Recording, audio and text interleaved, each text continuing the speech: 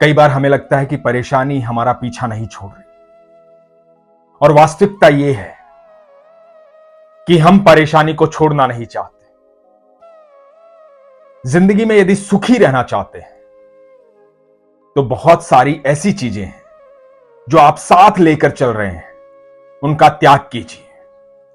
आपको पता भी नहीं है कि कौन कौन सी ऐसी चीज है जो आपके लिए बड़ी हानिकारक है और आपके साथ चल रही है। यदि आप सुखी होना चाहते हैं तो आराम से बैठिए, सोचिए कि ऐसी कौन सी चीज है जो आपको परेशान कर रही है, उसे त्याग दीजिए। आपकी परेशानी उसी क्षण खत्म हो जाएगी। आपको लग रहा है कि यह तो बड़ी साधारण सी बात कह रहा हूं। मैं आपको एक प्रसंग सुनाता हूं, बड़े ध्यान से सुनिएगा, उसके बाद विचार कीजिएगा। हरे कृष्ण दोस्तों, मैं हूं अनुज शर्मा। एक बार एक संत थे, अपने शिष्य के साथ भ्रमण करते रहते थे। दूर दराज गांव में जाते थे, भगवान के प्रवचन करते थे, लोगों को समझाते थे जीवन क्या है। जहां मन करता था वहां रुक जाते थे। एक गांव में कई दिनों से रुके हुए थे। अचानक से उठे और अपने शिष्य को कहा कि चलो, अब यहां का समय समाप्त हुआ। यहां सब वो बात समझ गए हैं जो समझाने में आया था, अब यहां से चलते हैं। तो शिष्य ने कहा कि गुरुजी, हम यहीं रुकते हैं। कितना सम्मान मिल रहा है, कितनी आवाभगत हो रही है, लोग कितना दान दक्षिणा दे रहे हैं। कुछ समय यहां रुकते हैं, कुछ धन अर्जित करते हैं, उसके बाद चल पड़ेंगे, आगे का सफर आसान हो जाएगा। वो संत मुस्कुराए। उन्होंने कहा, इकट्ठा करना हमारी आदत में नहीं है। हमें जो इकट्ठा करना चाहिए वो हमारे पास है और वो हमें मिलता रहेगा। वो हमें ईश्वर से मिलना है, लोगों से नहीं मिलना। तो ये सब इकट्ठा करके कुछ होगा नहीं, इसलिए यहां से चलते हैं, क्योंकि ये सब हमारे लिए हानिकारक है। जितने दिन यहां अन्न ग्रहण करना था उतने दिन हम यहां रहे। अब आगे की तो वही जाने जिसने धरती पर भेजा है। जिसने पेट लगाया है वो अन्न भी देगा, जिसने भूख बनाई है वो भोजन भी देगा। इसलिए ये चिंता करना हमारा कार्य नहीं। चलो आओ आगे बढ़ते हैं। अब शिष्य तो शिष्य था। शिष्य कैसे जाने कि संत ने क्या कहा है? शिष्य कैसे माने कि गुरुजी उस परमेश्वर पर इतना भरोसा रखते हैं, इतना विश्वास रखते हैं कि जानते हैं कि बिना उनकी मर्जी के पत्ता भी नहीं हिल सकता। जो ईश्वर हमारे जन्म लेने से पहले हमारे दूध का इंतजाम कर देता है, जो ईश्वर हमसे इतना प्रेम करता है कि हमें धरती पर उतारने से पहले सारी व्यवस्थाएं कर देता है, क्या उसे हमसे पहले हमारे आने वाले कल की चिंता नहीं होगी? अवश्य होगी। वो संत इस बात को जानते थे। शिष्य जब वहां से निकलने लगा तो वहां धन रखा था। उस धन में से कुछ सिक्के चुराए, अपनी झोली में डाले और चल दिया। अब गुरुजी आगे आगे और शिष्य पीछे पीछे। मन जानता है कि पाप किया है, लेकिन कहना नहीं और स्वीकार नहीं करना है, क्योंकि मन यह कह रहा है कि आगे इसी धन से चमत्कार होगा। क्योंकि मन यह कह रहा है कि धन के बिना कुछ होगा नहीं। किसने देखा है भविष्य? कौन भविष्य का इंतजाम करेगा? कौन जानता है भविष्य में क्या होगा? गुरुजी ठहरे फकीर, अपने मन की बात कह दी। लेकिन ऐसा होता थोड़ी ही है। हम सब तो आगे के लिए जोड़ते हैं, क्योंकि हमें ऊपर वाले पे भरोसा थोड़ी ही है। हम तो खुद पर भरोसा रखते हैं, इसलिए जोड़ लेते हैं। और गुरुजी को ऊपर वाले पर भरोसा था, शिष्य को खुद पर भरोसा था। तो अब शिष्य पीछे पीछे चल रहा है, गुरुजी आगे आगे चल रहे हैं। रास्ते में एक नदी आती है, नदी पार करके दूसरी तरफ जाना है। दूसरी तरफ वो गांव है जहां गुरुजी का अगला ठिकाना है। अब नदी में एक नाविक नाव चला रहा है। उसे कहा जाता है कि उस पार छोड़ दो। नाविक कहता है कि 5 रुपए लगेंगे, उस पार छोड़ दो। गुरुजी कहते हैं, हम तो रमते जोगी,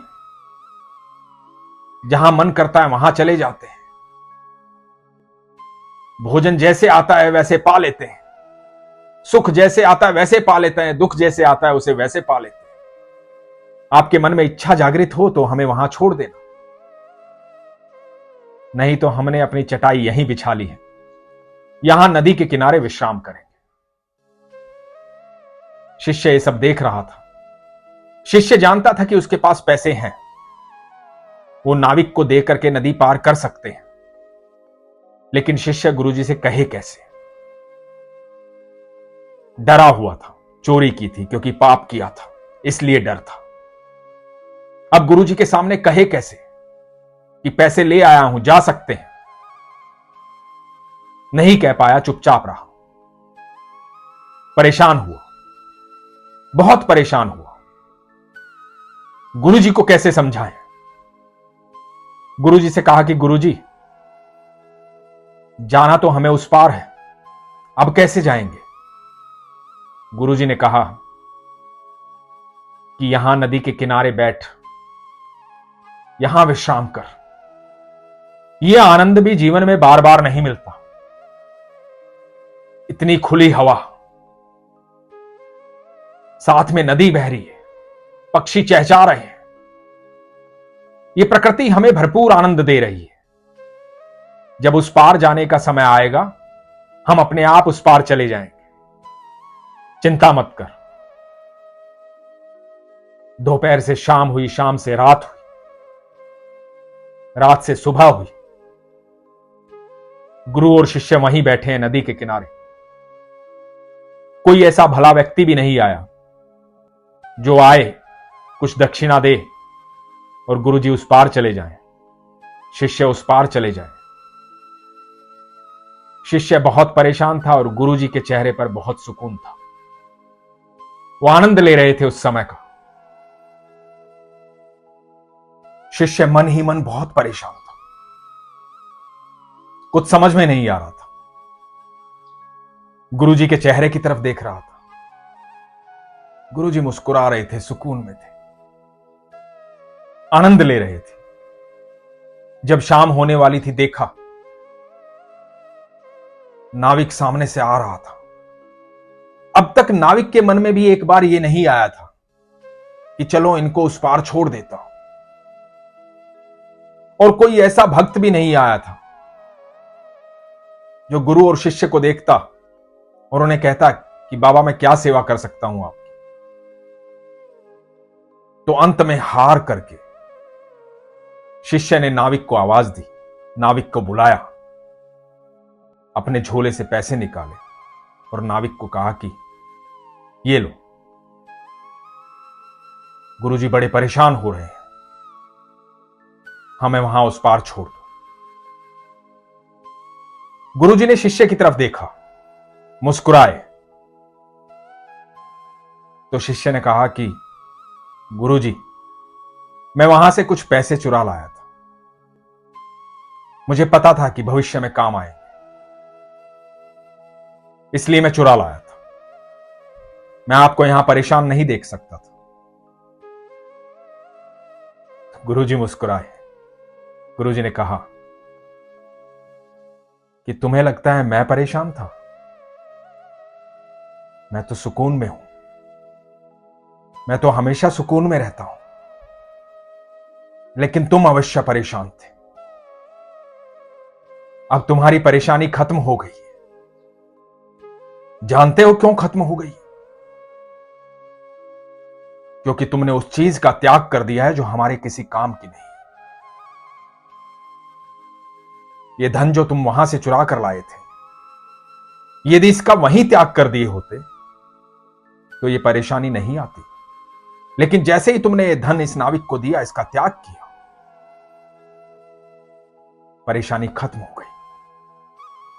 दोस्तों, जीवन में हम बहुत सारी ऐसी चीजें अपने साथ लेकर चलते हैं जो हमारी परेशानी का कारण है, जबकि हम जानते हैं कि आज जिस वजह से परेशान हैं उससे बड़ी परेशानी इससे पहले आई थी, लेकिन वो भी आज नहीं है, वो परेशानी भी चली गई है। ये समय है, बदलता रहता है, हर परेशानी खत्म हो जाती है। कभी आराम से बैठ करके सोचिएगा कि आप कितनी सारी ऐसी समस्याओं को अपने साथ अपने झोले में लेकर चल रहे हैं जो आपको बेवजह परेशान कर रही हैं। यदि उनका त्याग कर देंगे तो जैसे संत महाराज 2 दिन लगातार मुस्कुराते रहे, उनको पक्षियों की वो चहचहाट सुनाई देती रही, नदी का निर्मल जल दिखाई देता रहा, वो ठंडी हवा महसूस कर सकते थे, प्रकृति में आनंद ले रहे थे। वो जानते थे वो ईश्वर जिसने हमारे धरती पर आने से पहले हमारे लिए माता पिता का, हमारे दूध का, हमारे भोजन का, हमारे रिश्तेदारों का, भाई बहनों का, सबका इंतजाम किया है, उसे हमारे आने वाले पल की हमसे ज्यादा चिंता है। इसलिए वो घबराए नहीं, परेशान नहीं हुए। इसलिए बहुत सारी ऐसी चीजों को साथ लेकर मत चलो। किसी चीज की आवश्यकता नहीं होती, आवश्यकता होती है सुकून की। और सुकून कब मिलता है? जब आपके भीतर त्याग आ जाता है, जब आप किसी चीज को साथ लेकर नहीं चलते। आप आराम से बैठकर जब सोचेंगे तो आपको लगेगा कि हां, सच है कि मैं वो सारी चिंताएं कर रहा हूं जो मेरे किसी काम की नहीं है। आने वाला कल जिसका अस्तित्व अभी तक है नहीं, बीता हुआ कल जो जा चुका है, बस यही तो 2 चिंता हैं जो है ही नहीं। निश्चिंत हो जाइए, विश्वास रखिए, जिसने आपको रचा है उसने अनंत ब्रह्मांड रचा है, और जिसने अनंत ब्रह्मांड रचा है वो कण कण में विद्यमान है, वो हर समय आपके पास है। दुनिया में किसी की नजर आपके ऊपर हो ना हो, लेकिन उसकी नजर हमेशा आपके ऊपर है। उस ईश्वर पर विश्वास रखिए, यकीन मानिए कि जो आज आपका वक्त चल रहा है, जो परेशानी चल रही है, ये कल नहीं होगी, क्योंकि इसका अस्तित्व स्थिर नहीं है। और परेशानी एक ऐसी चीज है जिसमें आपका हिस्सेदार कोई नहीं बन सकता। तो ध्यान रखिए, ये परेशानी सिर्फ आपकी है और इसका निवारण सिर्फ आप कर सकते हैं। और सच में आप निवारण करना चाहते हैं तो इसमें हिस्सेदार बनाइए अपने ईश्वर को, क्योंकि उनके सामने कोई परेशानी टिकती नहीं है। उनका नाम भर लेने से दुख कोसों दूर भाग जाता है, लौट कर नहीं आता है। इसलिए भरोसा रखिए उस ईश्वर पर जिसने आपको जीवन दिया है, जिसने आपको सब कुछ दिया है। इसीलिए हमेशा मैं कहता हूं, अपने विश्वास को मजबूत रखिए, अपना ख्याल रखिए। हरे कृष्ण।